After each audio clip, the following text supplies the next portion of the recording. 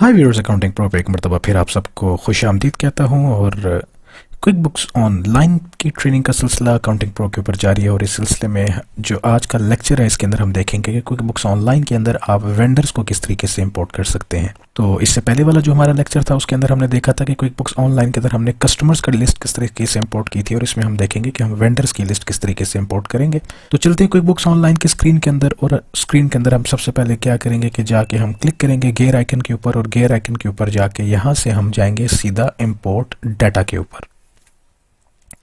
जैसे ही हम import data पे क्लिक करेंगे तो हमारे सामने यहाँ पर क्विक बुक्स ऑनलाइन की इंपोर्ट स्क्रीन ओपन हो जाएगी।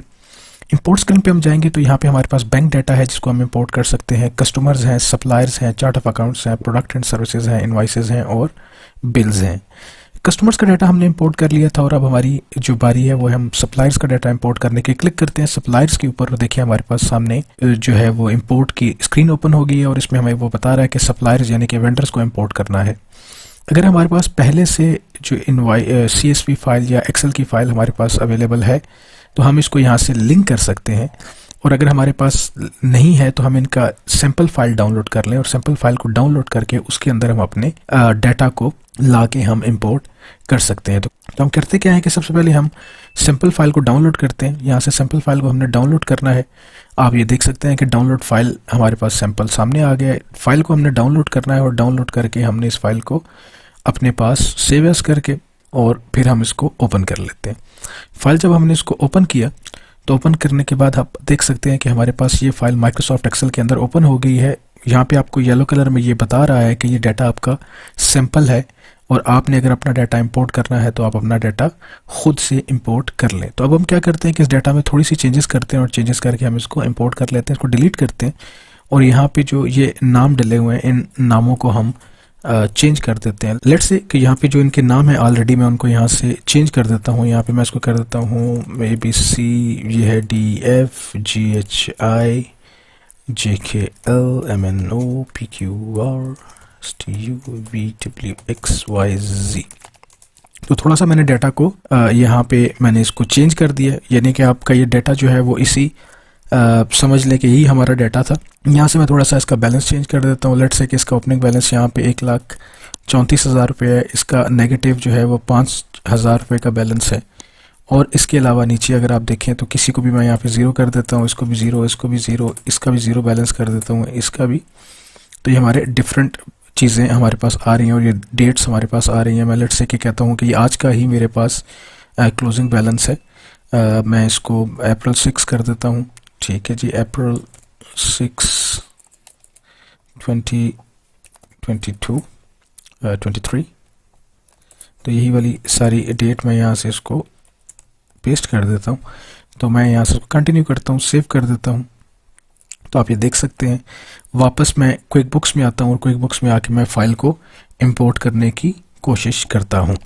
तो यहाँ से मैं क्या करूँगा कि ब्राउज़ कराऊँगा और ब्राउज़ करा के जो मेरे पास जो डाउनलोडेड फाइल पड़ी हुई है उसी फाइल को मैं क्लिक करूँगा और क्लिक करके मैं इसको सिलेक्ट कर लूँगा और सिलेक्ट करने के बाद इसको मैं नेक्स्ट करूँगा। जैसे ही मैं नेक्स्ट करूँगा तो ये क्या करेगा कि स्टेप 2 के ऊपर आ जाएगा और स्टेप 2 पे आप देख सकते हैं कि ये मैप डाटा पे आ गया।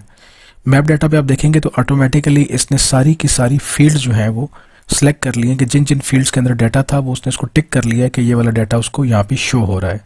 नेक्स्ट करते हैं तो आप ये देखेंगे कि आपके ये सारे जितने भी कॉलम्स हैं रेलेवेंट कॉलम्स उसके अंदर उसने डाटा पिक कर लिया और यहाँ पे सारा ग्रीन टिक है। ग्रीन टिक से मतलब ये है कि यहाँ पे इसको कोई एरर नज़र नहीं आ रहा। अगर एरर होगा तो यहाँ पे वो एरर हाईलाइट हो जाएगा रेड कलर के अंदर, और अगर एरर नहीं होगा तो ये बिल्कुल ठीक हो जाएगा। मैं यहाँ से इंपोर्ट पे क्लिक करता हूँ।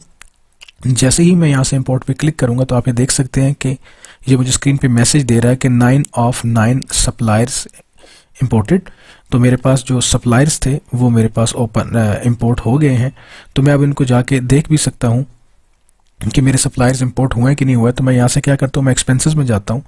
लेफ्ट पैन के अंदर एक्सपेंसेस के अंदर ये नीचे देखिए आपको यहाँ पे सप्लायर्स नज़र आ रहे हैं। मैं इनको क्लिक करता हूँ सप्लायर्स पे तो आप ये देखेंगे कि जो मेरे सप्लायर्स होंगे वो सारे के सारे यहाँ पे आपको एक लिस्ट में नज़र आना शुरू हो जाएंगे। तो आप ये देख सकते हैं ABC DF GHI JKL MNO PQR STU, ये जो मेरे सप्लायर्स थे वो ऐड हो गए। मैं इसको ओपन करके क्लिक करके देख भी लेता हूँ कि इस सप्लायर की डिटेल्स सारी मेरे पास प्रॉपर आई हैं कि नहीं आई।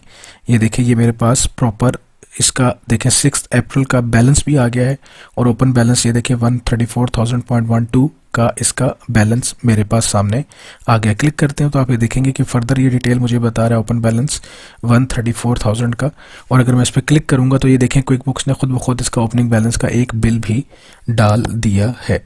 तो आपने इस तरीके से क्विक बुक्स ऑनलाइन के अंदर डाटा इंपोर्ट करना है, यानी कि जो अगर आपके पास क्विक बुक्स ऑनलाइन आप किसी भी एग्जिस्टिंग कस्टमर के अंदर आप एग्जिस्टिंग कस्टमर के अंदर इंप्लीमेंट करने जा रहे हैं या आप अपनी किसी ऑर्गेनाइजेशन के अंदर इंप्लीमेंट करने जा रहे हैं जहां से पहले से ही डाटा अवेलेबल था और अब आपने वो सारे का सारा डाटा क्विक बुक्स ऑनलाइन के अंदर लेकर आना है, तो फिर आप क्या करेंगे कि इन सप्लायर्स के थ्रू ये डाटा आप इंपोर्ट कर लेंगे। याद रखिएगा कि फ्रीलांसिंग जब आप कर रहे होंगे क्विक बुक्स ऑनलाइन के ऊपर तो इस तरह की काफ़ी सारी आपके पास असाइनमेंट्स आएंगे कि आपको कहा जाएगा कि आपने एक सॉफ्टवेयर से डाटा निकाल के दूसरे सॉफ्टवेयर के अंदर यानी कि क्विक बुक्स ऑनलाइन के अंदर लेकर आना है। तो ये आपका सबसे बेस्ट तरीका है कि आप पहले वहाँ से सारी लिस्ट्स एक्सपोर्ट कर लेंगे और एक्सपोर्ट करके आप वो सारी की सारी लिस्ट यहाँ पे इंपोर्ट कर लेंगे।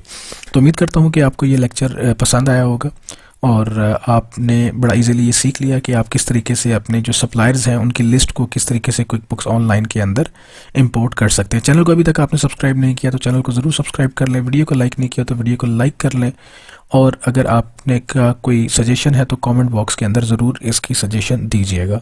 तो अभी तक के लिए इतना ही। जहाँ रहें खुश रहें, मुस्कुराते रहें, अपना ख्याल रखिएगा। मिलते हैं अपनी अगली वीडियो में।